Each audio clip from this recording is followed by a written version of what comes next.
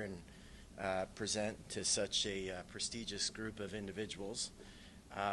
What I'm going to talk about is, in both of my lectures, is combining what we know from the research to the clinical care aspects of what we do to technology. I've been blessed as a clinician to be around some really great clinicians that have mentored me throughout my career and really dove into a lot of the research related to biomechanics and related to injury prevention.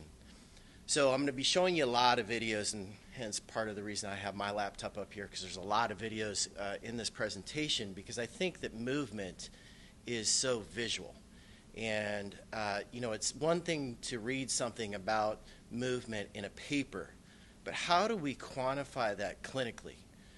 To buy a $500,000 biomechanics lab and put that into a clinic is just not feasible.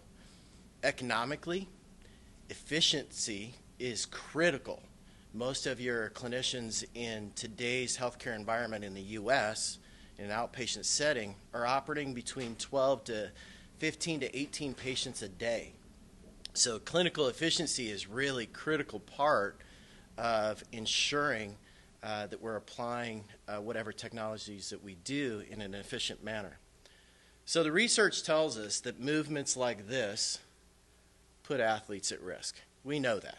It doesn't take a biomechanist to look at that movement to go, that's messed up. There's something wrong there. But it's these movements that add to the number of ACL injuries every single year. Non-contact ACL injuries. This is an epidemic problem in the U.S. Over 250,000 ACL injuries every single year. A $5 billion healthcare cost. But these same movements are also impacting our military personnel. Patellofemoral problems are one of the most common problems associated with new recruits. These same movement patterns are associated with those same types of problems. Clinically, we know that these movements also dramatically impact performance. We know that just simply looking at that athlete, knowing that there is no way that the kinetic energy transfer across that system is as efficiently as it could be. We also know from the research that there's a big impact on vertical jump and sprint speed.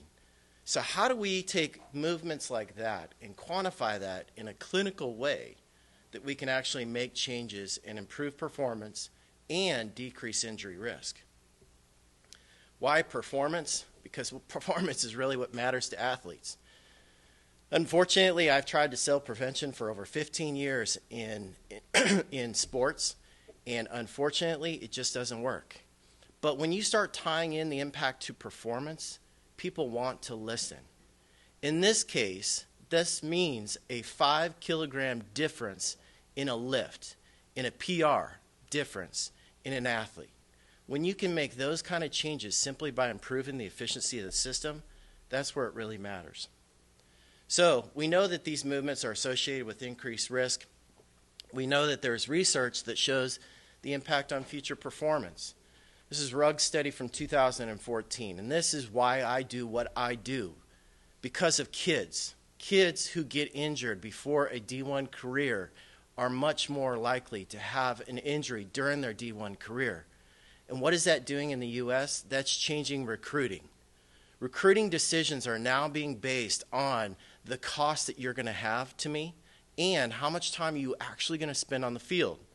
According to this study, not only are you at bigger risk, but you're also going to spend 50% more time on the DL. So you're not performing to the level that I need you to perform, and that's why I'm recruiting you. So how do we combine all of that together? We know both from the clinical aspect and from the research aspect that this is a whole kinetic chain issue. This is not just an ACL issue. This is an entire kinetic chain issue. You go to any biomechanical papers, you go to any of the orthopedic textbooks, and what do you see? Femoral acetabular impingement is associated with these movements. These movements in a closed kinetic chain look like that. These same movements are the same movements that are associated with ACL, non-contact ACL risk. We also know that now that we're seeing more papers show the correlation to labral tears in the hip and femoral acetabular impingement. But what about the lower kinetic chain? What about the ankle and the foot? Sometimes those are the hardest to make the correlations to.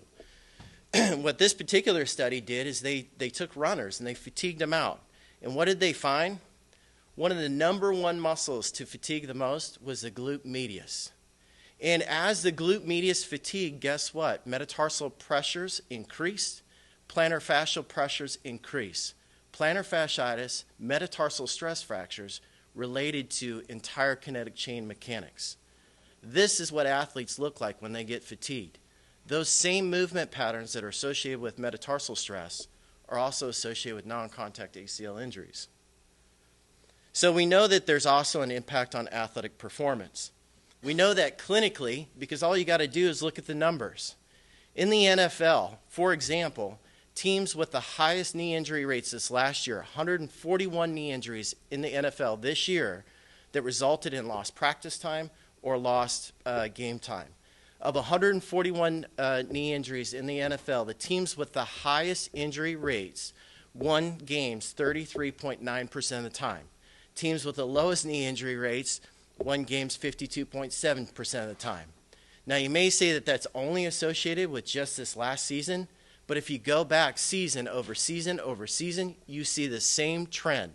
Increased knee injury rates means decreased team performance. But we also know from a Cullen study in 2012 that if you actually look at athletes' performance when they go back after an ACL reconstruction, what do you see? You see 45% return to their prior level of performance. Prior level of performance measured by vertical jump, sprint speed, and confidence. As we all know, confidence is a big key player in the whole performance issue. So this is how we assess it in a biomechanics lab. Not everybody can afford a big $500,000 biomechanics lab. This is how we assess it clinically. The problem is, in a biomechanics lab, we look at the mechanics associated with non-contact ACL injuries. In the clinic, we tend to look at movement in general, overall gross movements. But does that assess frontal plane motion? So let's take a specific example. In this specific example, this athlete at the NFL Combine scored a 17 on this particular test. This particular test has a score of 21. A 17 shows that that athlete's not at a high risk. However, when that athlete does his broad jump, this is how that athlete looks on his broad jump. It doesn't take a biomechanist to know that there's something messed up there. I can know that just by simply watching it. I don't need a test to score it. I can simply look at his movement and see he's at risk. That same athlete had a non-contact ACL injury. So could this have been prevented had we identified that early in the game? We don't know. But what we do know is that those mechanics are associated with those injuries. So how do we do that in a profound way? So how do we quantify risk in the frontal plane? There's more and more research coming out showing that we can actually assess risk in the frontal plane. For example, if you watch this athlete, you see that she shifts her weight over to one side during the squatting motion. Shifting your weight to one side, studies now define that as a lateral displacement of the pelvis during the squatting motion. We've always termed that a lateral shift. A lateral shift equals a decrease in force on one side and increase in force on the other side. That means that symmetry is going to be greatly impacted. Strength symmetry, motor learning symmetry, proprioceptive symmetry, etc. We know that that is a major risk factor. If someone is shifting their weight to that degree, we know that that is a major risk factor. We also know that adduction in the frontal plane, according to Stearns and Powers' work in 2014, is directly correlated to the adduction moment. The adduction moment is one of the major risk factors for non-contact ACL injuries. So if we can assess frontal plane motion, adduction in the frontal plane, then maybe we can find a better and more clinical way that we can do this efficiently. We also know that core is absolutely essential for overall performance, both from an increase in strength as well as the impact that it has on risk as well as athletic performance. So how do we do that? Simply going to the research and looking how do the researchers actually assess movement and pull those together in a battery of tests. It's not rocket science. It's simply looking at what the really smart people do and try to replicate that in a clinical setting in a way that we can do that efficiently. We can also use technology in a way, with technologies that are out there, to quantify this in a very meaningful way. So what happens when you do that, when you quantify it with 2D video? Well, these are two recent studies and current ongoing studies, one in D1 athletics and the other one I'm going to show you is in military. And simply all we did is we simply assessed them prior to participation in their season. Then we, based on their results, implemented a prevention program. What we resulted in was a 100% reduction of non-contact ACL injuries. I'll be the first to tell you, if you got a team that's got 2 to 3 ACL injuries, statistically it's not that significant. But look at the bigger picture. And the bigger picture to me is all lower kinetic chain injuries. When we looked at all lower kinetic chain injuries since implementation of an intervention, we had a 58.2% reduction. Okay, so let's take all of that out of it. Let's look at cost. When we looked at cost, claim submissions were drastically reduced. For this one university, that was a $200,000 savings in healthcare costs by reduction of ACL injuries, by reduction of hip injuries, meniscal surgeries, non-contact ankle surgeries. $200,000 cost to an athletic program just with one sport is pretty significant. So what happens when you do that on a larger scale? Well, we're actually implementing that now with an NIH grant with Belmont University, which is an ongoing study. We also started to implement this in Brazil in 2014 with military personnel as well as with athletes. And in this particular instance, most of their military personnel come in and they have their injuries within what? The first 1 to 3 months. Because they're coming into boot camp, they're coming in, they're physically not prepared, and they end up having a lot of injuries. So implementations, same way that we implemented with the D1 college athletes, we carried that over to the military personnel. Same application of results to intervention. The results were a significant reduction of lower kinetic chain injuries, significant enough that they've actually carried it into their second year and have expanded the study with the University of Sydney. So is there a way to do this in a way that is less time, takes less time? Because in military physicals, in college physicals, efficiency rules the game. Because if you're not efficient, you're not doing it. It's got to be effective. It has to be, there's got to be a way to do it that it decreases the level of skill that is required and improves the sensitivity. A score of 21 is not sensitive enough. You can have a pretty significant change in movement and still on a score of 21, it's just not going to be sensitive enough. So how do we do that in such a way? Looking at technology. These are 3 different papers that have been published since 2012 using the first Kinect, version 1 Kinect. I don't know if any of you have seen, but Xbox or Microsoft put out the Kinect version 2. The Kinect version 2 is much more sensitive than the first version of the Kinect for several reasons. One is the tracking on it. They're using more joint positions, and also the smoothing code is much, much better in the second version of the Kinect. We were fortunate enough that we got access to the Kinect software development kit a year before it was actually released for consumers. So what we were able to do is then take that type of a technology and see, can we program that to track the things that we know put people at risk and do that in a meaningful way? So here's a markerless system, no markers at all, and just with the squatting motion, how the system tracks people. So what it does is using Xbox technology is simply track the motions during a squatting motion that we know put people at risk. What it also does is it allows for complete automation. So it doesn't take a high level of skill, and what you do is you end up standardizing it from Bob to Joe to Steve to Mary. so that their results end up being the same because the system is the one that is scoring every single repetition. Because it is scoring every single repetition, all of a sudden you go from a score of 21 to a score of 330. That improves the sensitivity so you can see change in just as simple as one little movement. But also, what do we know? We know that symmetry of movement is critical. What do our doctors say? Well, you got to be around 80%, 85% of symmetry before you can start returning to sport. Well, how do we measure that? It's very, very hard to measure that in a closed kinetic chain. Open kinetic chain, we got it down. But people function differently in a closed kinetic chain.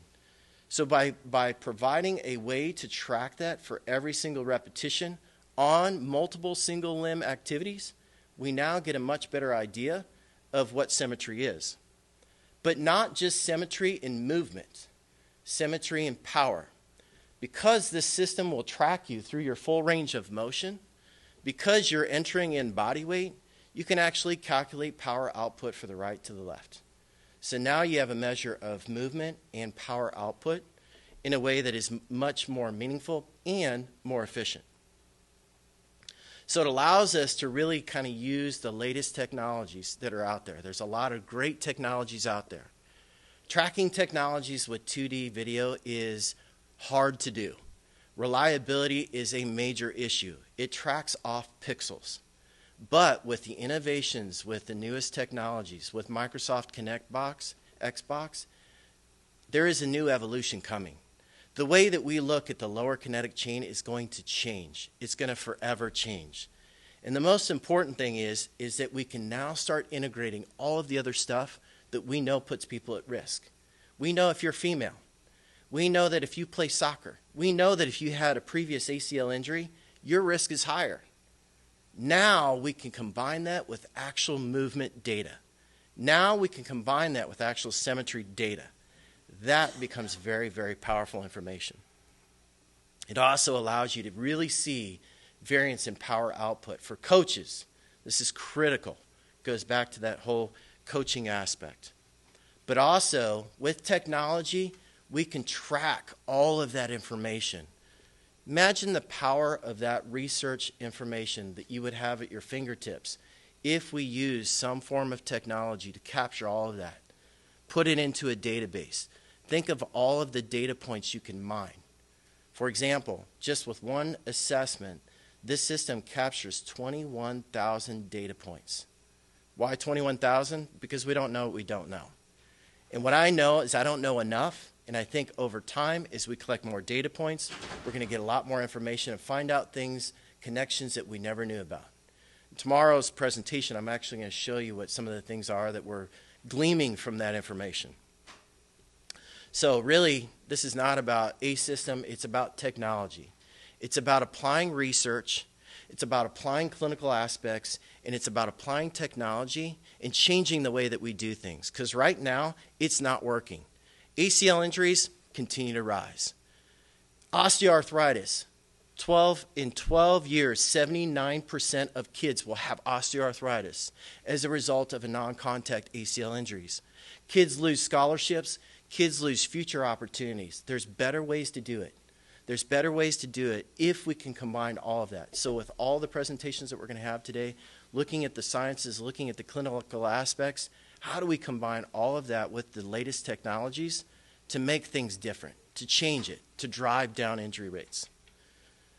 So that was a 30-minute presentation in probably about 15 minutes.